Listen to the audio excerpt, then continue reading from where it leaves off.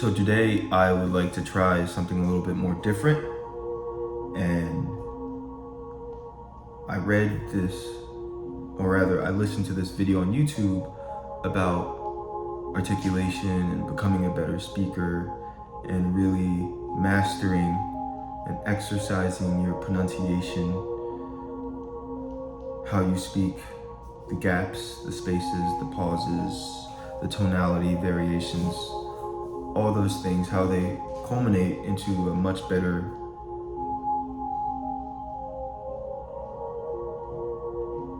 eloquent way of speaking, per se. So one thing I would like to do today is read poems out loud. So according to this video, poems allow you to get a feel for the spaces, the tonalities, the way you enunciate certain words, and hopefully it'll help. So I guess I'll do the poems first, then I'll do the spar cards afterwards. Excuse me. And all this, I guess, is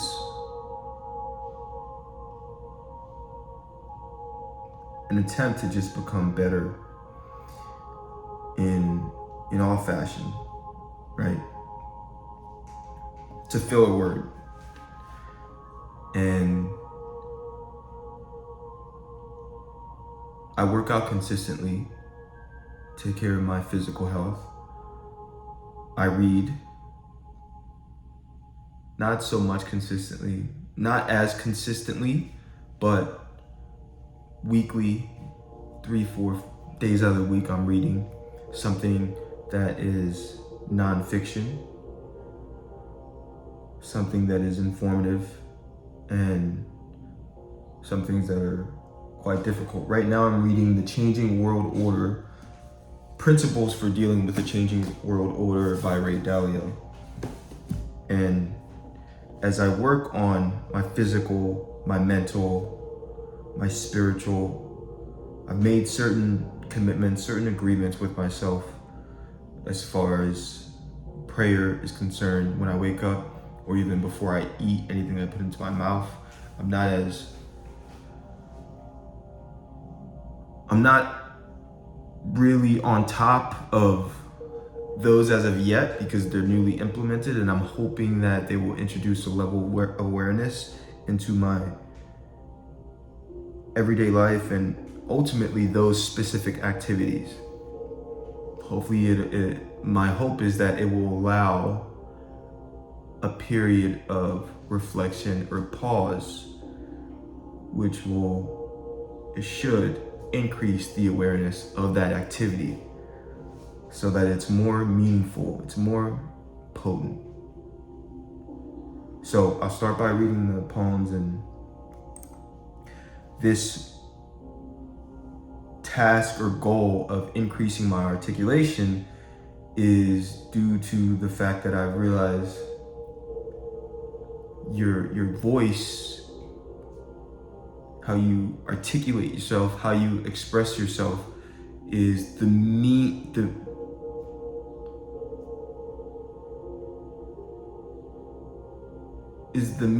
modality by how you interact with the world, with reality.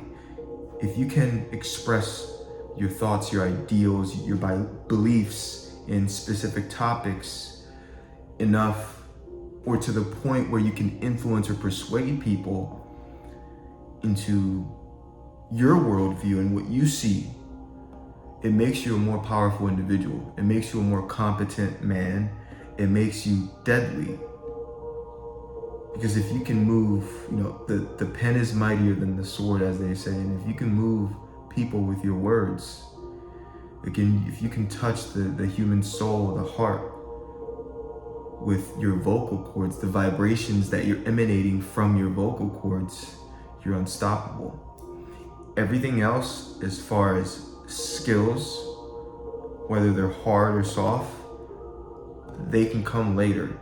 If I believe at least that if you can master communication, you set yourself up for success regardless of the industry or the endeavor.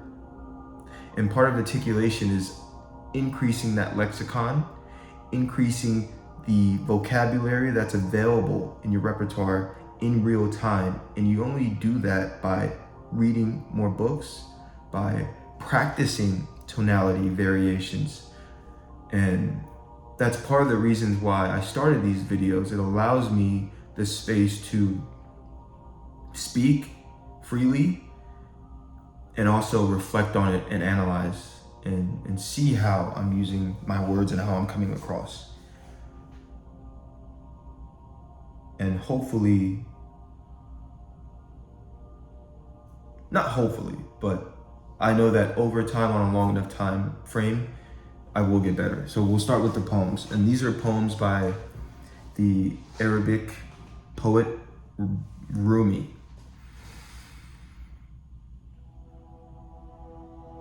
Your task is not to seek for love, but merely to seek and find all the barriers within yourself that you have built against it. Your task is not to seek for love. Your task is not to seek for love, but merely to seek and find all the barriers within yourself that you have built against it. Out beyond ideas of wrongdoing and right doing, there is a field.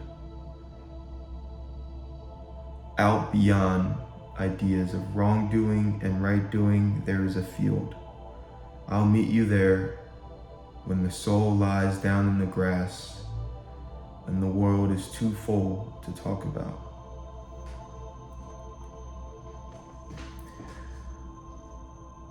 The minute I heard my first love story, I started looking for you, not knowing how blind that was. Lovers don't finally meet somewhere. They're in each other all along. I want to see you, know your voice, recognize you when you first come around the corner, sense your scent when I come into a room you've just left, know the lift of your heel, the glide of your foot, become familiar with the way you purse your lips and let them apart, just the slightest bit. When I lean in your space and kiss you, I want to know the joy of how you whisper more.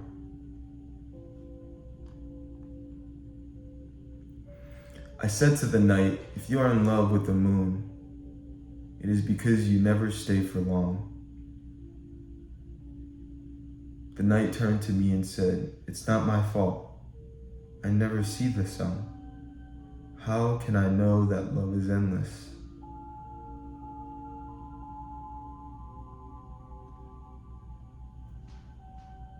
You are the essence of the essence, the intoxication of love. I long to sing your praises, but stand mute with the agony of wishing in my heart.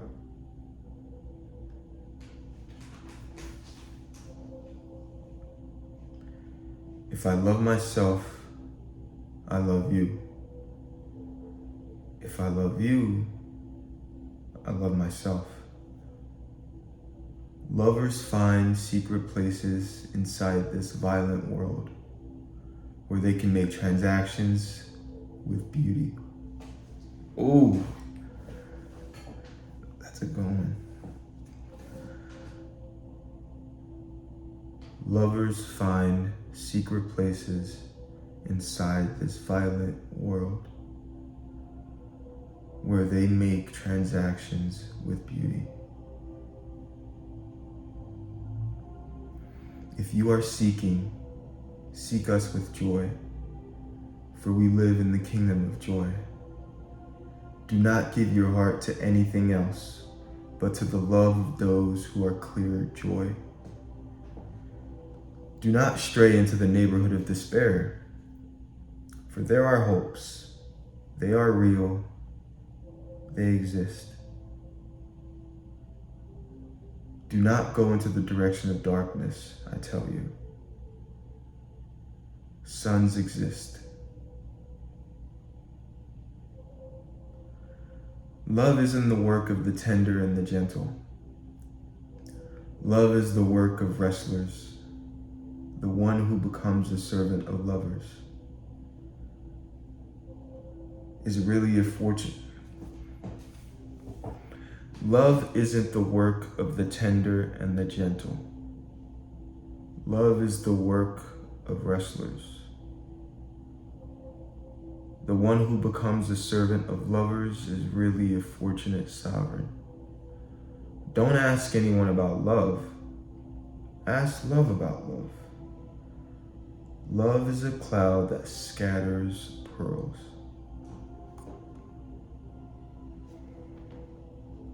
This is how I would die, into the love I have for you, as pieces of cloud dissolve in sunlight.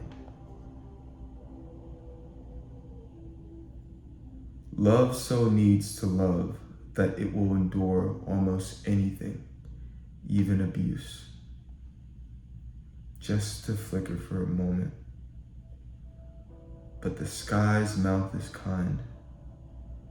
Its song will never hurt you, for I sing those songs.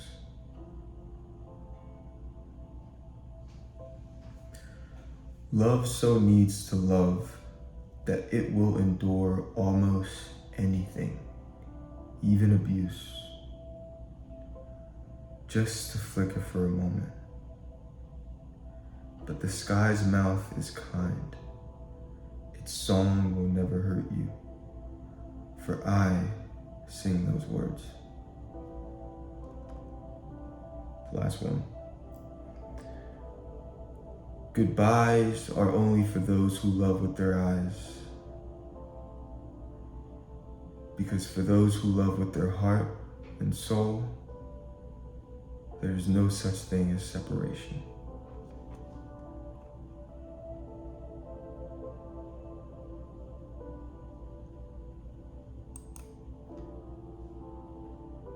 Beautiful. Okay, so now the cards.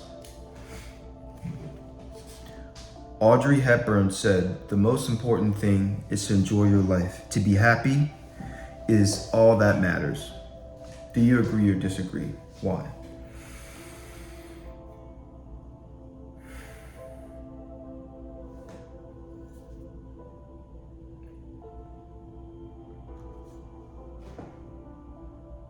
I would disagree.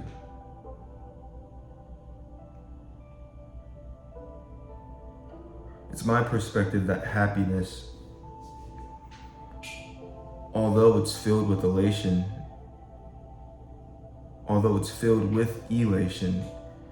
it's transient, always fleeting. It's not consistent.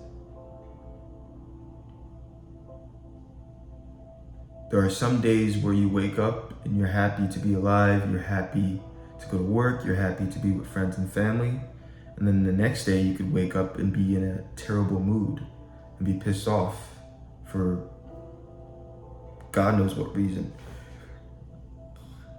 I actually read this article and it said subconsciously your brain, your mind has this timeline of emotions that permeate your world, your life. For example, let's say hypothetically in this situation, 5 years ago, your father passed away, or a dear friend, someone close to you, something traumatic happened. And 5 years to that day, or maybe a week before, within that time frame, close to that date, you may feel ungrounded, unnerved, scared, emotional, unhappy, some type of negative emotion that's correlated to the time frame of that event taking place 5 years ago. Even if you've gotten over it, subconsciously, it's like your mind is aware that during this time frame, this is how I should feel, even if you've forgotten about the event. So I say that to say happiness, being transient in nature, being ever so fleeting, is not solid enough to build one's life on. It's not a strong enough foundation. If you're going to build a house, you should build it on concrete, on rock, not sand, because sand can be washed away by the waves or anything that life throws at you.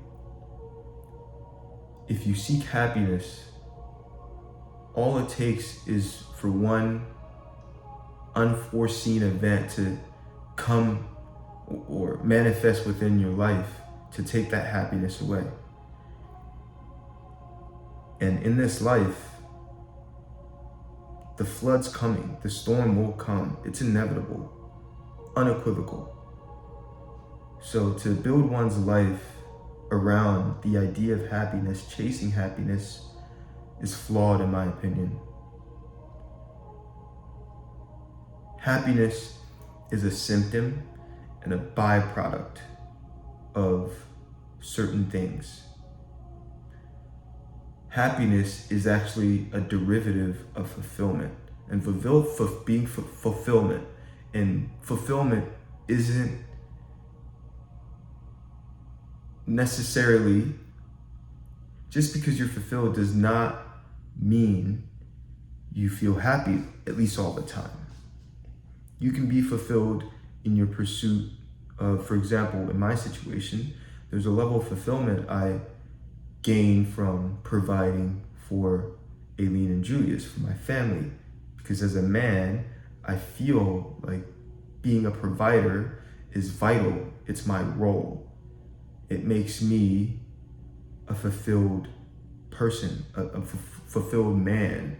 I feel a sense of accomplishment, and it allows me to push through adversity, to push through the storms, to have good days and bad days, but my good days are even better and my bad days aren't as bad because there's this underlying sense of duty, of responsibility, of fulfillment that is the current that really steers my ship. Even though I may get caught in a riptide, right? I know that eventually that current or that wind will catch my sail, and I will get back on course if I do fall off course. But making happiness the goal is futile in my perspective.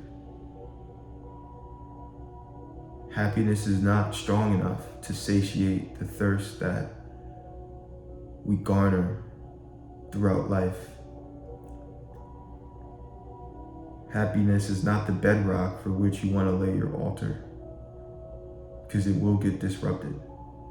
Meaning has to come from responsibility, from duty, from the pursuit of growing every day. That's something that can be measured, it's tangible. Whether I feel happy, sad, strong, weak, sick, I can measure tangibly in a concrete, visceral way how I am doing as far as progress in my mental, my physical, my emotional, and spiritual. And those things culminate that desire, that pursuit of excellence, of advancement, day in and day out. That is strong enough to sustain you through the storm.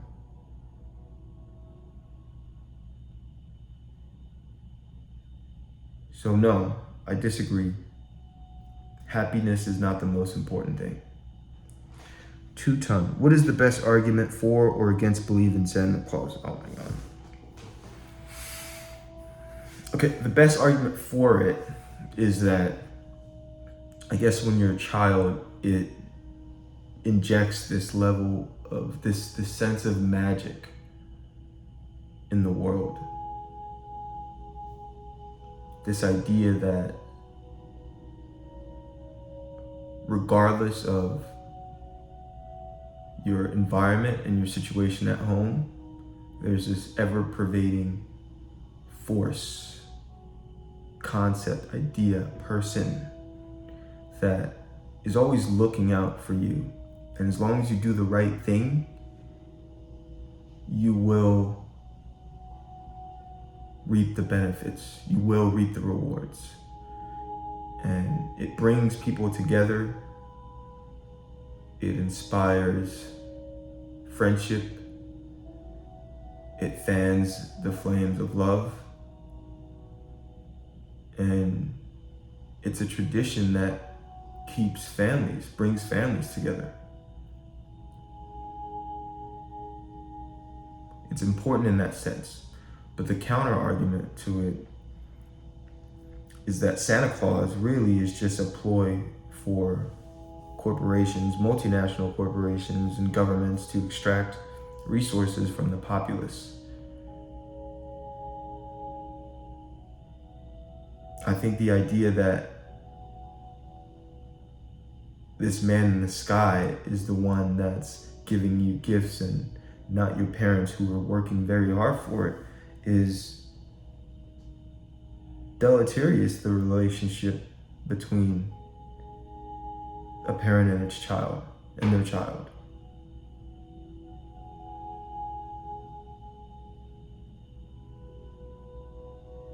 And it's the introduction of falsehood. It's the first lie parents tell their kids.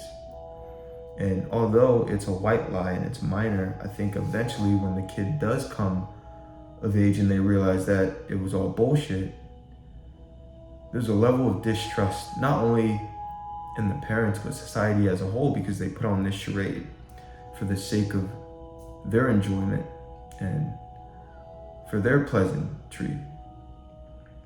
So there's pros and cons. I guess it depends on how you define that relationship between Santa Claus, Christmas, and how it correlates to the relationship between a parent and their child.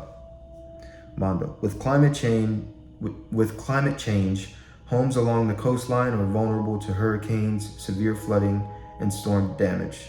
Should the government require people to relocate from high-risk areas or make it illegal to rebuild? No.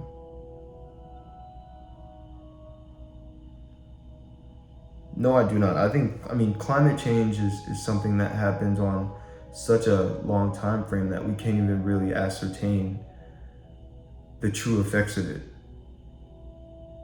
I mean, people right now, we can barely tell you what the weather is going to be like in a week or sometimes even the next day, let alone 10, 20 decades from now. I think that climate change is a rather complex topic. And I don't have the time to get into it, but the government doesn't need to mandate where people develop or build. That's not their role. You allow the market to do that, the free market. So if someone has the funds and the capital and they're risk adverse or risk prone and they want to go and develop a home or property at that location, you allow the market to determine whether that's a successful investment or not, whether that's a successful development. And if people choose to live there, you allow the market to be the judge. And the market will set the price. If the market ultimately decides that that's a disadvantageous place to live, then the value of that property will drop. And if the developer put in $1 million, $2 million, $3 million to develop a beachfront property that nobody wants to buy now, in order to recoup his money, or especially if it's a loan, to realize those losses, he's gonna have to realize those losses. He's gonna have to sell, and most likely at a fire sale, and maybe he won't have a buyer at all, and maybe the bank will just foreclose on it. Who knows? But I don't think that's the government's job to mandate where market participants can develop or not, unless it's some nature reserve, of course. Then that's the government's role to protect certain national parks and nature reserves. But for the most part, if someone's going to build in a high risk area and the risk is defined by climate change, which is something that is a very rough approximation, very rough approximating science, then it's not the government's role. Not at all. So that's the video for today.